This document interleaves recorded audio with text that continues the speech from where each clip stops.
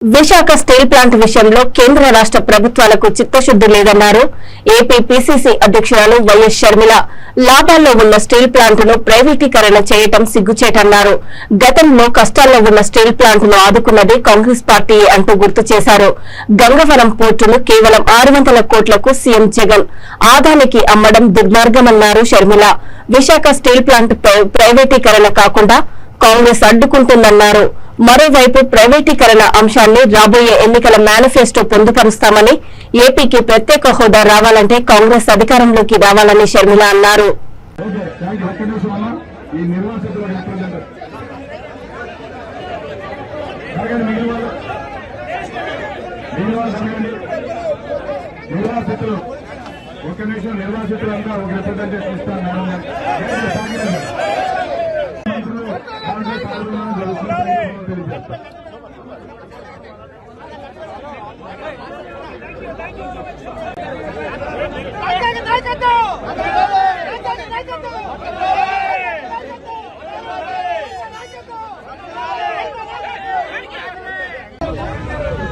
మళ్ళీ చెప్తున్నాం, కాంగ్రెస్ పార్టీ ఉన్నంత వరకు విశాఖ స్టీల్ ప్లాంట్ ని ప్రైవేటైజ్ చేయడానికి మేము ఒప్పుకోం.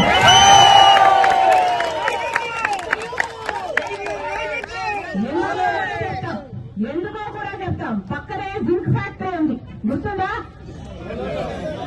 పక్కనే జింక్ ఫ్యాక్టరీ ఉంది. దాన్ని తీసుకెళ్లి వేదాంతానికి ఇచ్చారు, ప్రైవేటైజ్ చేశారు, వేదాంతానికి ఇచ్చారు. ఇప్పుడు జింక్ ఫ్యాక్టరీగా ఉందా? దాన్ని మూసేశారు. అంటే అంతమంది ఎంప్లాయీస్ వాళ్ళ జీవనోపాధి కోల్పోయినట్టే. అంటే ఇప్పుడు జింక్ ప్లాంట్ లో అసలు ఉపాధి లేదు. ఇప్పుడు వేదాంతానికి ఇచ్చారు, వాళ్ళు రియల్ ఎస్టేట్ చేస్తారు. అదే జరగబోతుంది ఇది కూడా. దీన్ని ప్రైవేటైజ్ చేస్తే ఈ 30,000 కుటుంబాలు రోడ్డున పడతాయి. ఆ తర్వాత దాని పైన అసలు దీని కెపాసిటీ 20 మిలియన్ టన్నులు. అంటే డైరెక్ట్ గానే 1,00,000 కుటుంబాలకు ఎంప్లాయ్మెంట్ ఇచ్చే ప్రాజెక్ట్. అలాంటప్పుడు దీని మీద ప్రభుత్వాలు ఎంత శ్రద్ధ పెట్టాలి? అవి పెట్టకపోగా ప్రైవేటైజ్ చేస్తున్నారు అంటే దుర్మార్గం కాకపోతే ఇంకా ఏమనాలి? అందుకే చెప్తున్నా, ఇది ప్రైవేటైజ్ కావడానికి వీల్లేదు. కాంగ్రెస్ పార్టీ దీనికి ఒప్పుకోదు. నేనే కాదు, రాహుల్ గాంధీ గారిని కూడా తీసుకొస్తాను.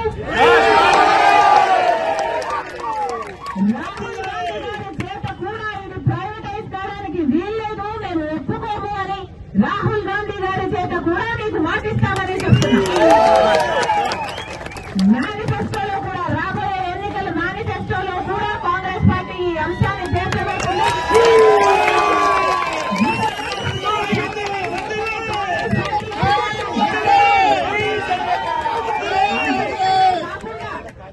ఈ ప్రాజెక్టు నిలబడడానికి దీనికి కావాల్సిన మైనింగ్, ఐరన్ కూడా మైనింగ్ కూడా ఏర్పాటు చేయడానికి కాంగ్రెస్ పార్టీ